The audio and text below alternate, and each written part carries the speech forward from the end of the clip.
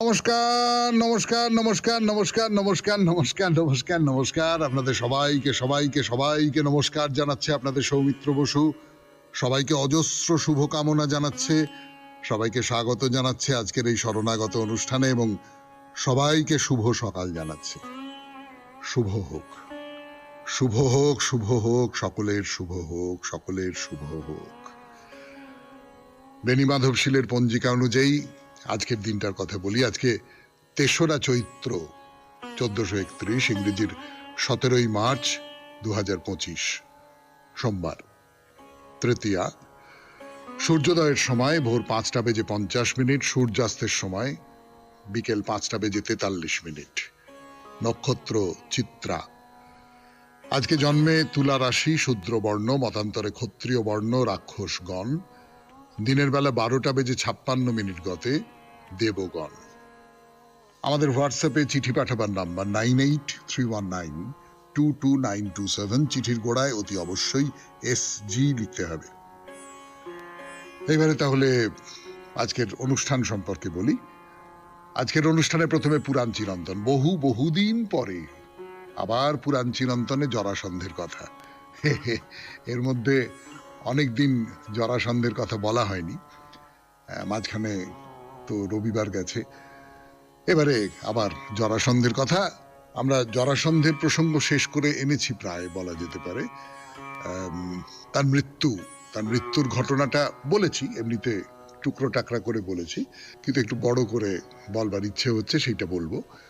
তারপরে স্বামী বিবেকানন্দের রচনা থেকে পাঠ, সর্ববস্তুতে ব্রহ্মদর্শন, এই যে রচনাটি, এটি তার খানিকটা অংশ পড়ে শুনিয়েছি আপনাদের, আরো খানিকটা অংশ শোনাবো। কথামৃত থেকে পড়ে শোনাবো স্বামী লোকেশ্বরানন্দজির একটি চমৎকার রচনা।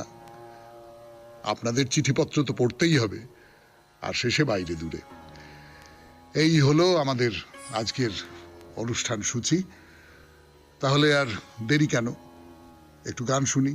গানের পর শুরু করে দেবো জরাসন্ধের কথা, জরাসন্ধের মৃত্যুর কথা। গানের পর ফিরে এলাম 92.7 বিগ FM এ। শরণাগত অনুষ্ঠান শুনছেন আপনারা। শরণাগত জীবনের সহজ পাঠ, পুরাণ চিরন্তন সেই জীবনের সহজ পাঠের একটি অংশ, একটি অঙ্গ বলতে পারেন। একজন প্রবল প্রতাপান্বিত নৃপতি, যার ভয়ে গোটা দেশ থরথর করে কাঁপে, তার জীবন কথা বলেছি আপনাদের। একেবারে শেষ পর্যায়ে এসে তার মৃত্যুর কথা বলবো। কিভাবে মৃত্যু হলো তা সেটা বোঝবার জন্য যুধিষ্ঠিরের রাজসূয় যজ্ঞের এর আগেকার যে মন্ত্রণা সভা, সেই সভায় আমরা প্রবেশ করি। তো সেই সভায় কৃষ্ণ এসেছেন এই যজ্ঞের আগে, সেই সভায় ইন্দ্রপ্রস্থে।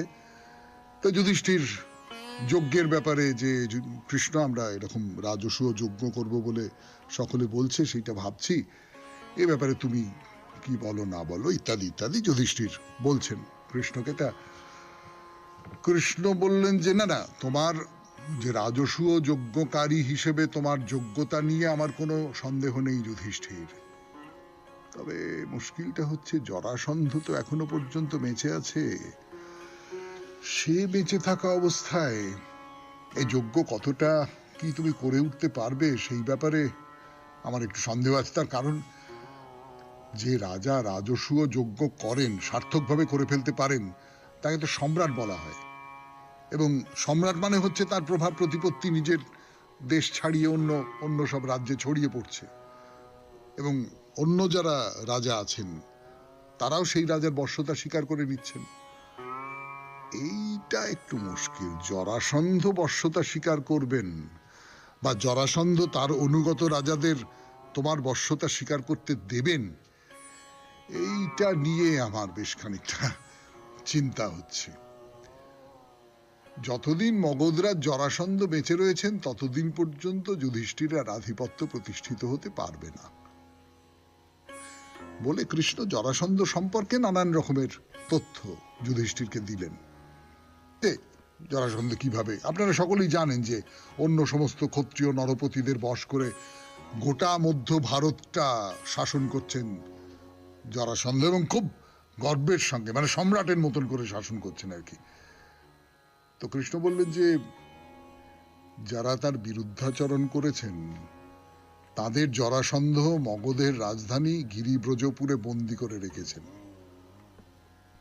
এবং জরাসন্ধ মহাদেবকে আরাধনা করেছিলেন, মহাদেব সেই আরাধনায় তুষ্ট হয়েছেন। তো জরাসন্ধ যে পরিকল্পনাটা করেছেন সেটা আমি তোমাকে বলি। এই যে সমস্ত রাজাদের, রাজপুরুষদের বন্দী করেছিলেন তিনি, তাদের উৎসর্গ করে পুরুষ মেধ যজ্ঞের পরিকল্পনা করেছেন। পুরুষ মেধ যজ্ঞ, বুঝতে পারছ? উনি জোর করে অন্য সমস্ত রাজাদের কাছ থেকে কর গ্রহণ করেন।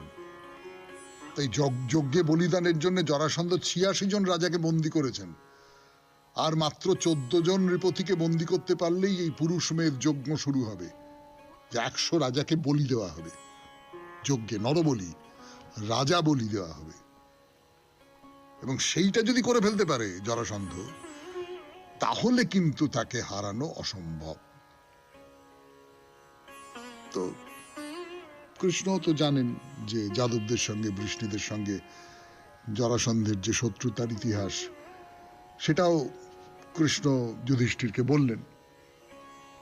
তো কৃষ্ণ বললেন যে একমাত্র জরাসন্ধকে যদি তুমি জয় করতে পারো তাহলে তুমি নিশ্চিন্ত, তাহলে অন্য রাজাদের জয় করাটা কোনো ব্যাপার নয়, কিন্তু জরাসন্ধকে জয় করতে হবে, তাহলেই সম্রাটের পদ তুমি লাভ করতে পারবে। শুনছেন পুরাণ চিরন্তন, জরাসন্ধের কথা, জরাসন্ধের মৃত্যুর কথা বলছি আমি, আপনাদের সৌমিত্র বসু। ফিরে আসছি গানের পর। সবই তো হলো, জরাসন্ধ থাকতে এই রাজস্ব যজ্ঞ কিছুতেই কিছু করা যাবে না, সেসব তো বলা হলো, কিন্তু মুশকিলটা হচ্ছে যে জরাসন্ধকে হারানো যাবে কি করে, হত্যা করা যাবে কি করে? সামনাসামনি যুদ্ধ করে তাকে হত্যা করার চেষ্টা করে খুব একটা লাভ হবে বলে মনে হয় না। তারা কৌশল করতে হবে, মারি ওরি পারি যে কৌশলে, সেই যে মেঘনাদ বধ কাব্যে বলা হয়েছিল। তো ভীম আর অর্জুনকে সঙ্গে নিয়ে কৌশলে জরাসন্ধকে হত্যা করতে হবে, ছদ্মবেশে শত্রুর গৃহে প্রবেশ করে তাকে একা আক্রমণ করতে হবে, এইটা। তার মানে এই যে কৌশলটা, এই কৌশলটার মধ্যে একটা সঠতা আছে। তো ছদ্মবেশ, পরিচয় লুকোনো, এর মধ্যে একটা সঠতা আছে।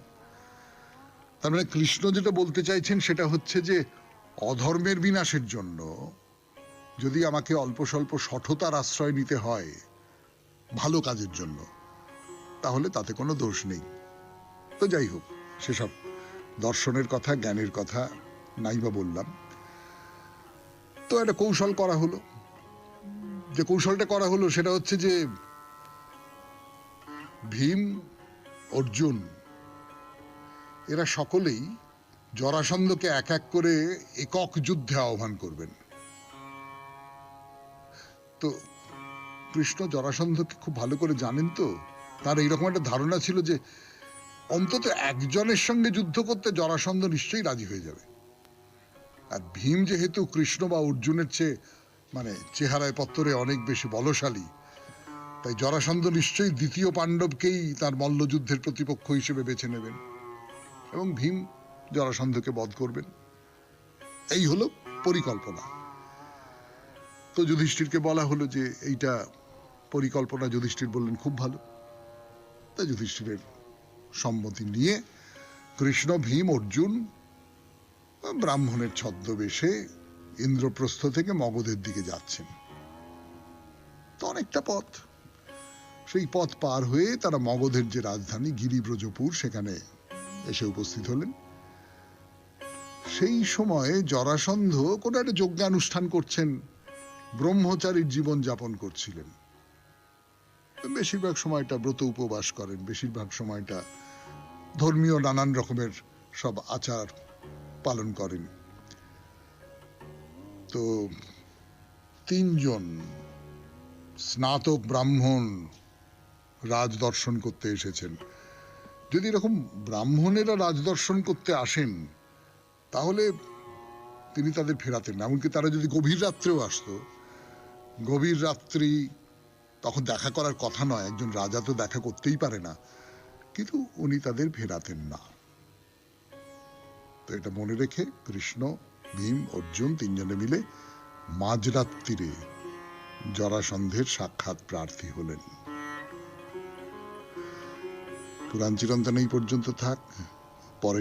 পরের দিন 92.7 বিগ FM এ শরণাগত অনুষ্ঠানে এবারে স্বামী বিবেকানন্দের রচনা থেকে পাঠ, সর্ববস্তুতে ব্রহ্মদর্শন।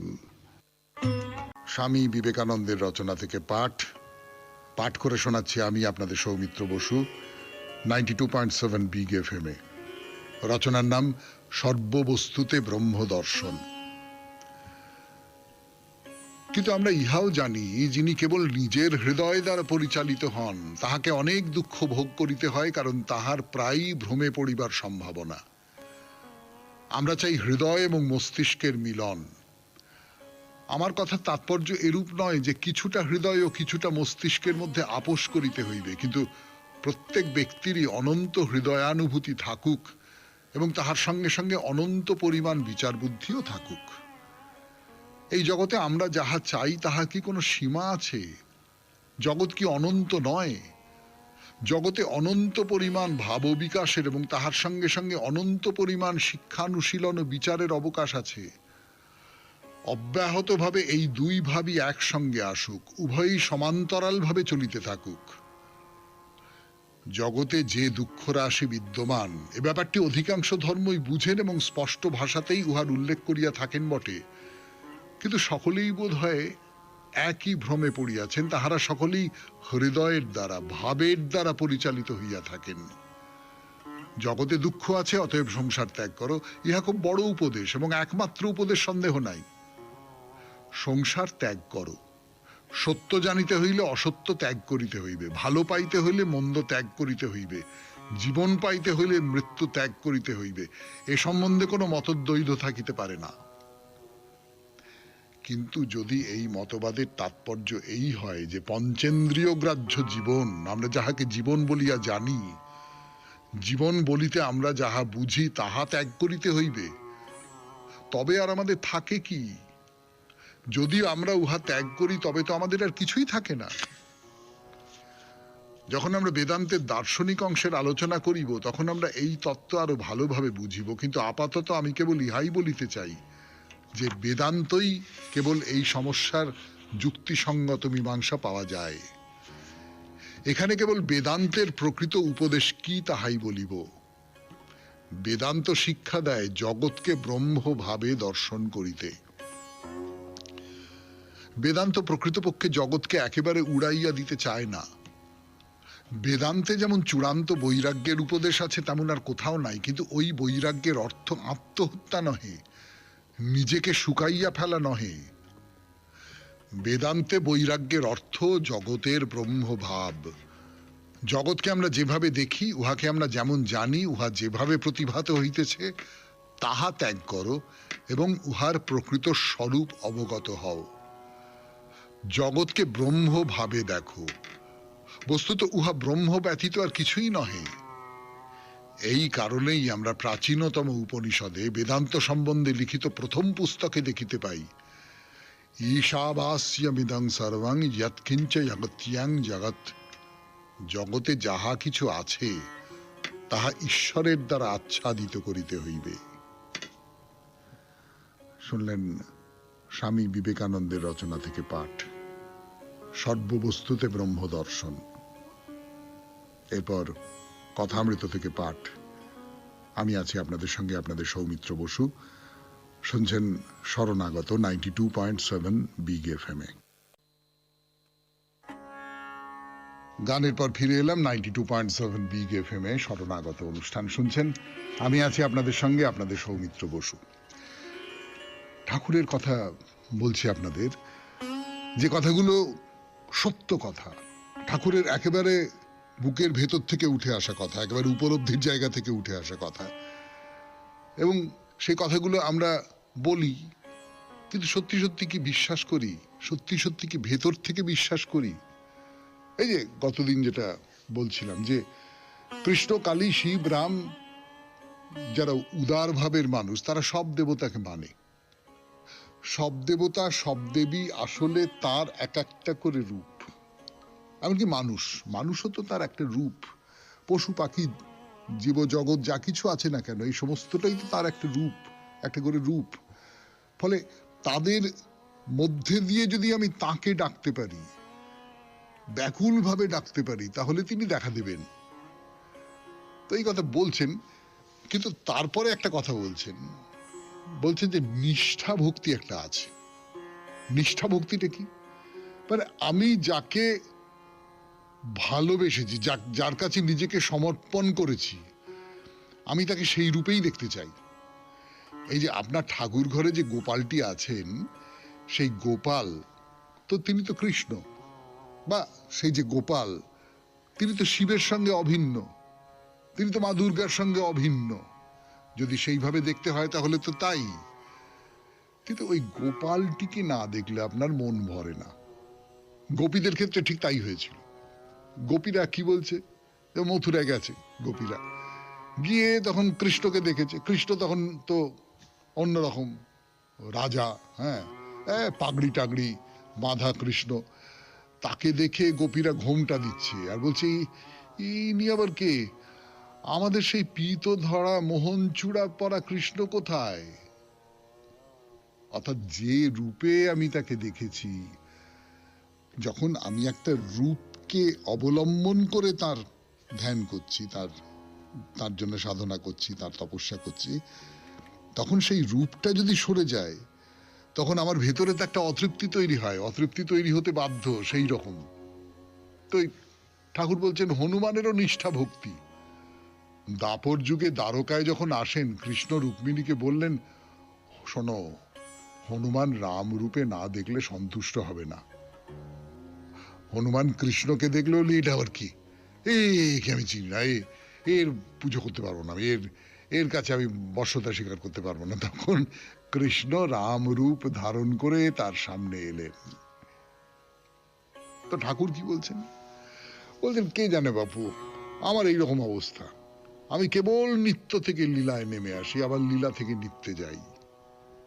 নিত্য মানে সাধনার সেই স্তর, আর লীলা মানে ঠাকুর যখন ভক্তদের সঙ্গে কথা বলছেন, নিজের অনুভবের কথা বলছেন, একটু ঠাকুরেরই ভাষায় ফষ্টি নষ্টি করছেন, এই সবগুলো হলো লীলার স্তর।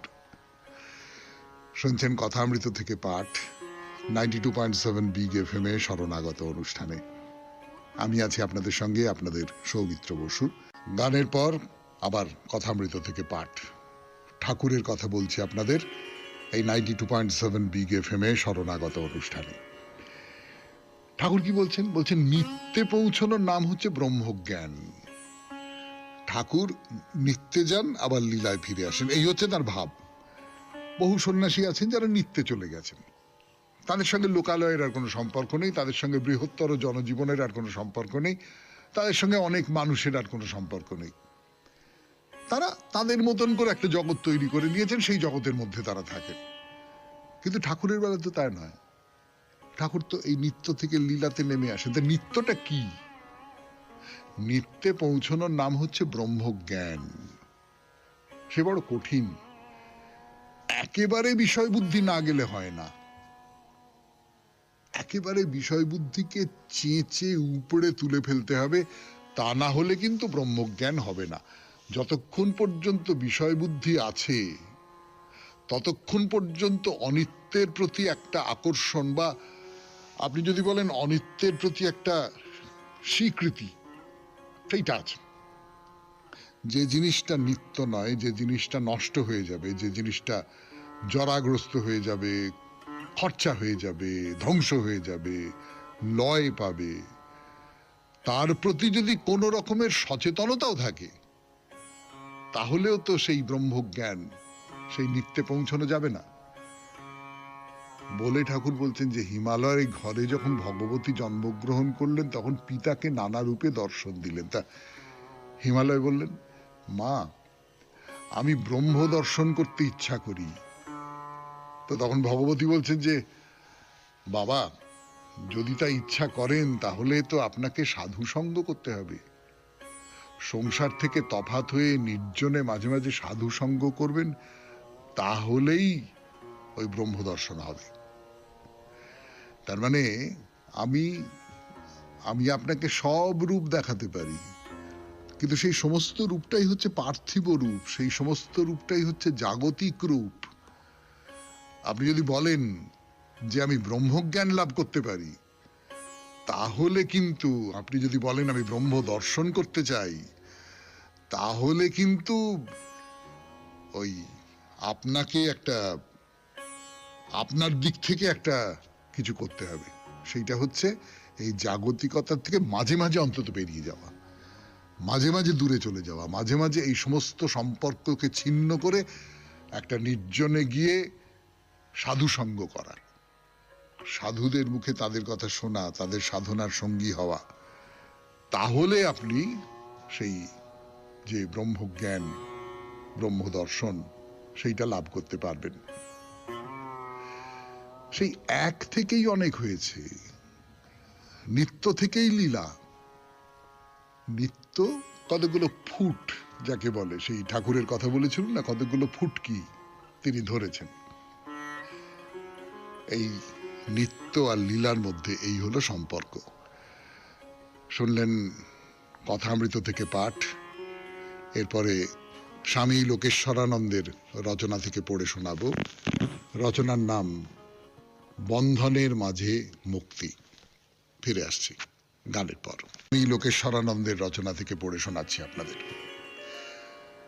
92.7 বিগ এফএম-এ শরণাগত অনুষ্ঠানে। আপাত দৃষ্টিতে শিরোনামটি যতই অযৌক্তিক মনে হোক, এর ভিতরে একটি আদর্শের প্রতি ইঙ্গিত আছে যা প্রত্যেকের অনুসরণযোগ্য।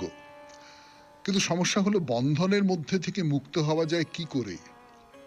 তার ব্যাখ্যা এই, শিরোনামটির তাৎপর্য হলো মুক্তি যদি লক্ষ্যই হয়, তবে বেঁচে থাকতেই সে মুক্তি পেতে হবে, মৃত্যুর পরে নয়। মৃত্যুর পরে মুক্ত হলে সে মুক্তির মূল্য কি? মৃত্যুর পর কি হলো না হলো তা অবান্তর। মোক্ষ লাভ যদি করতেই হয়, শরীর থাকতেই করা উচিত, এবং তা যত শীঘ্র হয় ততই মঙ্গল। কিন্তু মুক্তি জিনিসটা কি? আমি কি এখনই মুক্ত নই? যা প্রাণ চায় তা কি আমি এখনই করতে পারি না? অবশ্যই এটা ঠিক, আমি দেশের আইন ভঙ্গ করতে পারি না, তা করলে আমাকে শাস্তি পেতে হবে। তেমনি সুস্পষ্টভাবে নির্ধারিত না হলেও এমন কিছু সামাজিক ও নৈতিক বিধিনিষেধ আছে যেগুলি আমাকে মেনে চলতে হয়, নচেত লোকের চোখে আমি হীন প্রতিপন্ন হব। কিন্তু এই বাধা নিষেধগুলির কথা ছেড়ে দিলে আমি কি স্বাধীন নই? সত্য এই, মানুষ নিজেকে যতটা স্বাধীন ভাবে ততটা স্বাধীন সে নয়। যদি স্বাধীনই হবে তবে তার মৃত্যু হয় কেন? কেন সে বৃদ্ধ হয়? কেন সে রোগ ভোগ করে? কেউ বলতে পারেন এ তো স্বাভাবিক, এই তো প্রকৃতির নিয়ম। কিন্তু তার অর্থ কি এই নয় যে মানুষ এক অদৃশ্য শক্তির দ্বারা নিয়ন্ত্রিত হচ্ছে? অবশ্য এসব ছাড়াও এমন এমন ক্ষেত্র আছে যেখানে মানুষ অসহায়, তার কোনো স্বাধীনতাই নেই। মানুষ এই মুহূর্তে সুখী, আবার পর মুহূর্তেই অসুখী। এটা কেন হয়? নিজের স্বাধীনতা থাকলে সে সর্বদাই সুখী হতো, কিন্তু তা তো হয় না। সুখ চেয়েও সে দুঃখ পায়। এর কারণ এমন পরিস্থিতি আসে যা তার নিয়ন্ত্রণের বাইরে। মানুষ যেন ঘড়ির পেন্ডুলামের মতো সুখ এবং দুঃখের দুটি প্রান্তের মধ্যে অবিরত দুলছে। সে যেন অদৃশ্য কোনো শক্তির হাতে খেলার পুতুল, সেই শক্তি ইচ্ছে মতো তাকে চালাচ্ছে। তাহলে কেমন করে বলা যাবে সে স্বাধীন? হ্যাঁ, একটা নির্দিষ্ট সীমা পর্যন্ত সে হয়তো স্বাধীন, কিন্তু তারপর আর নয়। এক্ষেত্রে মানুষের কি করণীয়?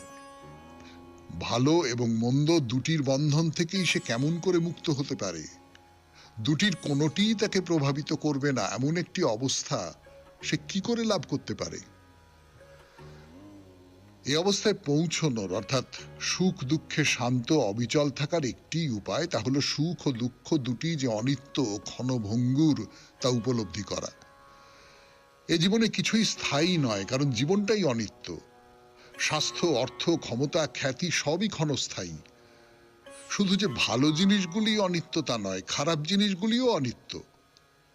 দুঃখের রাত্রিরও অবসান হয়, আপনি যদি সব পরিবর্তন শান্ত মনে সমভাবে গ্রহণ করতে পারেন তাহলেই আপনি মুক্ত।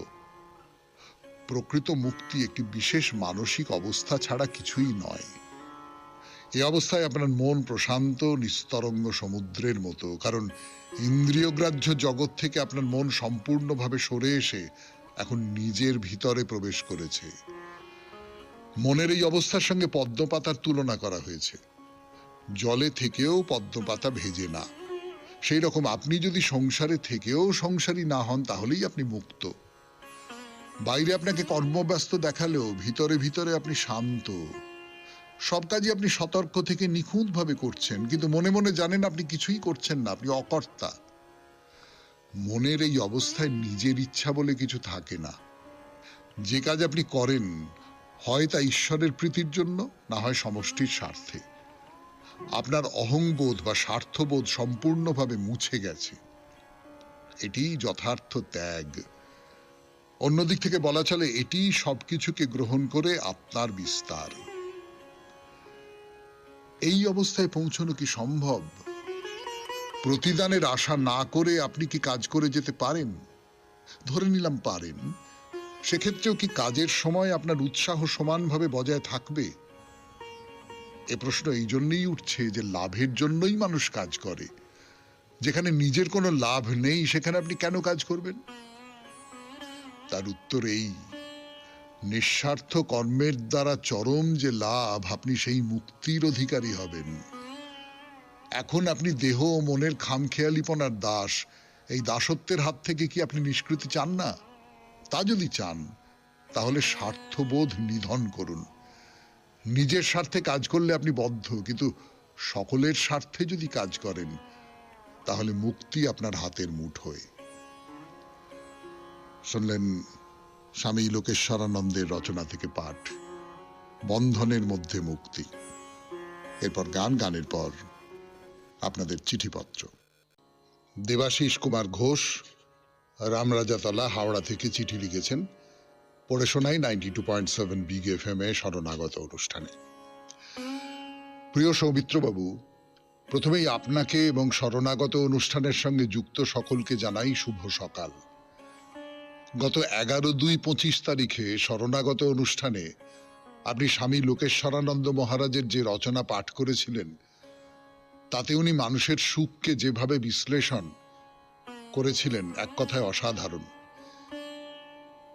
এই বিষয়ে লিসা নিকলস, লেখক এবং মোটিভেটিং বক্তা, বলেছেন প্রত্যেক মানুষকে তার সুখের দায়িত্ব নিজেকে নিতে হবে, অন্য কেউ তা দিতে পারে না। আপনার বাবা মা, স্বামী স্ত্রী, ছেলে মেয়ে, বন্ধু বান্ধব কেউ না। তাদের কেবলমাত্র আপনার সুখের ভাগ নেবার সুযোগ আছে। আপনার সুখ আপনারই। সুখ সম্বন্ধে বি.কে. শিবানী, আধ্যাত্মিক উপদেষ্টা, পরামর্শদাতা, বক্তা ও লেখিকা, বলেছেন কোনো জড় বস্তু, যন্ত্র, এমনকি সাফল্য আমাদের সুখ দিতে পারে না। তবে এগুলি কি দেয়? সাময়িক আরাম বা আনন্দ। স্বাচ্ছন্দ্যময় ও আরামদায়ক জীবনযাপন করার জন্য আমরা জড় বস্তু এবং যন্ত্রের ব্যবহার করে থাকি, সুখের জন্য নয়। অনেক সময় আমরা দেখেছি অনেক অভিভাবক তাদের সন্তানদের ছোটবেলা থেকে একটা কথা বোঝানোর চেষ্টা করেন যে সন্তানদের সাফল্যের উপরেই তাদের সুখ নির্ভর করে। তাই সন্তানেরাও সকল বিষয়ে সফলতা পাবার চেষ্টা করে। যখন কোনো বিষয় অসফল হয় তখন তারা তাদের বাবা মায়ের সামনে দাঁড়াতে এই ভেবে ভয় পায় যে তাদের অসফলতার জন্য ওদের সুখের ব্যাঘাত ঘটবে। এর ফলে তারা আত্মহত্যার পথ বেছে নেয়। উনি আরো বলেছেন, আমাদের মনে রাখতে হবে জীবনের বিভিন্ন পর্যায়ের চলার পথেই সুখ আছে, তাকে উপলব্ধি করতে হবে। তার জন্য প্রয়োজন অন্তর্দৃষ্টি, যার সাহায্যে আমরা সুখকে খুঁজে পাব। এ বিষয়ে আরো কিছু লিখে পত্রকে দীর্ঘায়িত করলাম না। নমস্কারান্তে, দেবাশিস কুমার ঘোষ, রামরাজাতলা, হাওড়া। দেবাশিস বাবু, খুব মূল্যবান একটি চিঠি পাঠিয়েছেন আপনি। বস্তুত এই যে কথাটা, সুখটা মানুষের নিজের ব্যাপার, নিজেকে তৈরি করতে হয়। অন্য কেউ সেই সুখের ভাগ নিতে পারে, কিন্তু কোনো কিছু, আমি ছাড়া আর কোনো কিছু আমাকে সুখী করতে পারে না। আমার মনের মধ্যে সুখটা জন্মাবে, সেই জন্মানোর জন্যে বাইরের কিছু উপাদান লাগে। সেই জন্মানোর জন্যে প্রকৃতি লাগে, আকাশ বাতাস মাঠ গাছপালা লাগতে পারে, মানুষ লাগতে পারে, মানুষের ব্যবহার লাগতে পারে, কিন্তু সেই সমস্তটা আমার মনের সঙ্গে সম্পর্কিত হয়ে সুখে পরিণত হবে, আমার সুখে পরিণত হবে। ফলে যে অন্তর্দৃষ্টির কথা বলছেন আপনি, সেই অন্তর্দৃষ্টি যাতে নিজের মনের মধ্যে গড়ে ওঠে, সেইটাই আমাদের একমাত্র আকাঙ্ক্ষা হওয়া উচিত। যে কোনো কিছুর থেকেই সুখ পাবো, এইটা, এই মনোভাবটা। অনেক ধন্যবাদ আপনাকে দেবাশিস বাবু। এবার তাহলে বাইরে দূরে 92.7 বিগ FM এ শরণাগত অনুষ্ঠান শুনছেন। এখন শ্রী মারিকাম্বা মন্দির, আপনারা জানেন তেলেঙ্গানার শ্রী মারিকাম্মা মন্দির। মারিকাম্মা মন্দিরের কথা, কর্ণাটকের মারিকাম্মা মন্দির। ফিরে আসছি গানের পর।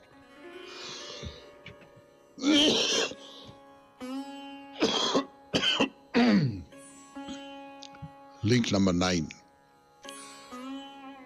বাইরে দূরেতে মারিকাম্মা মন্দিরের কথা বলছিলাম আপনাদের 92.7 বিগ FM এ শরণাগত অনুষ্ঠানে। মন্দির দর্শন হয়ে গেছে আমাদের, দেবীকে দর্শন করা হয়ে গেছে আমাদের, অন্যান্য যে ছোট ছোট ছোট ছোট মন্দিরগুলো রয়েছে সেগুলো দেখে নিয়েছি।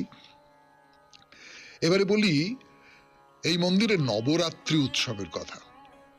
নবরাত্রি উৎসবের কথা বলছি এই কারণে যে এই মারিকাম্মা মন্দিরে নবরাত্রি উৎসব খুব বিখ্যাত, খুব ধুমধাম করে হয়। প্রচুর প্রচুর লোকজন আসে, নানান জায়গা থেকে প্রচুর লোকজন আসে। আপনিও যদি সেই সময়টা চলে যেতে পারেন তাহলে সেই উৎসবের স্বাদ নিতে পারবেন। এখানে একটা কথা বলে রাখি, এই মন্দিরের ভেতরে চমৎকার একটা অডিটোরিয়াম আছে, হ্যাঁ, একটা প্রেক্ষাগৃহ আছে। সেখানে নানান ধরনের অনুষ্ঠান হতে পারে, মানে নাচের অনুষ্ঠান হতে পারে, গানের অনুষ্ঠান হতে পারে, আলোচনা সভার অনুষ্ঠান তো হতেই পারে। তবে বলা বাহুল্য, যে কোনো অনুষ্ঠানের জন্য তো আর এই প্রেক্ষাগৃহটা দেওয়া হয় না। এটা কেবলমাত্র দেবী সংক্রান্ত বা ধর্মীয় বিষয় নিয়েই এই অনুষ্ঠানগুলো হতে পারে, সেইটাই একমাত্র করা যায়। তো নবরাত্রি উৎসব উপলক্ষে এখানে প্রচুর অনুষ্ঠান হয় এবং বহু বহু মানুষ এই সমস্ত অনুষ্ঠান দেখতে আসেন। মানে এই সময় যদি আপনি এই মন্দিরে আসেন তাহলে আপনার মনে হতে পারে আপনি একটা বিয়ে বাড়িতে ঢুকে পড়েছেন। হ্যাঁ, মানে ধরুন গোটা মন্দিরটা একেবারে আলো দিয়ে ঝলমল ঝলমল ঝলমল ঝলমল করে তোলা হয়েছে। আর বুঝতেই পারছেন মন্দিরটা দেখতে অসামান্য সুন্দর, অসম্ভব সুন্দর সুন্দর সমস্ত কারুকাজ রয়েছে মন্দিরে। তার উপরে এবার নানান রঙের সব আলো পড়েছে। মানে এই মন্দিরের গায়ে যে সব ছবি আঁকা রয়েছে তার উপরে নানান রঙের আলো পড়ে সেটা কাণ্ড হয়, এটা বলতেই হবে। মন্দিরের ভেতরটা খুব সুন্দর করে সাজানো হয়। তো এই যে প্রেক্ষাগৃহের কথা বলছিলাম, প্রেক্ষাগৃহের ভেতরে প্রচুর ছবি রয়েছে, মানে গ্যালারির মতন করে ছবি, আর সেই ছবির চারপাশটা আলো দিয়ে ঘিরে দেওয়া হয়। এবং তবে সেই আলোগুলো জ্বললে সন্ধ্যের পর থেকে মানে ছবিটার চারপাশে আলো তো ঝলমল ঝলমল ঝলমল ঝলমল করছে ছবিটা। আর এই মন্দির সম্পর্কে বলতে গিয়ে একেবারে শেষে বলি দেবীর যাত্রার কথা। আপনাদের বলেছিলাম যাত্রার কথা বলবো। 92.7 বিগ FM এ শরণাগত অনুষ্ঠান শুনছেন। বাইরে দূরে ফিরে আসছি গানের পর। যাত্রার কথা বলেছিলাম আপনাদের এই শরণাগত অনুষ্ঠানে 92.7 বিগ FM এ বলেছিলাম যে মারিকাম্মা মন্দির, সেই মারিকাম্মা মন্দিরে দেবীর একটা যাত্রার ব্যাপার রয়েছে। এই মার্চ মাসেই হয় সেটা। এই মার্চ মাসেই দেবী পুণ্য যাত্রা, যেখানে তিনি গোটা নগরটা পরিভ্রমণ করেন। তো সে একেবারে একটা হুলস্থুল ব্যাপার। প্রচুর প্রচুর প্রচুর মানুষ আসেন সেখানে, প্রচুর পুলিশ, বিশাল লম্বা একটা শোভাযাত্রা হয়। এবং সেই শোভাযাত্রা এমনি সাধারণভাবে শোভাযাত্রা বললে আমাদের চোখের সামনে কি ভেসে ওঠে? অনেক মানুষ একসঙ্গে আস্তে আস্তে আস্তে আস্তে হেঁটে হেঁটে যাচ্ছেন, এরকম তো। এখানে কিন্তু হেঁটে হেঁটে যাওয়া নয়, মানুষ দৌড়তে দৌড়তে যাচ্ছে। মানে ধরুন একটা জনস্রোত দৌড়তে দৌড়তে দৌড়তে দৌড়তে যাচ্ছে। তো বেশ খানিকটা যাওয়ার পর দেখা গেল দেবী, তিনি একটা খুব যে একটা বাহুল্য আছে সেই রথের মধ্যে এমনটা নয়, এমনি একটা মানে দোলা বলতে পারেন, সেই দোলাটা মানুষ বহন করে নিয়ে যাচ্ছে এবং সেই দোলার ওপরে দেবী রয়েছেন। আর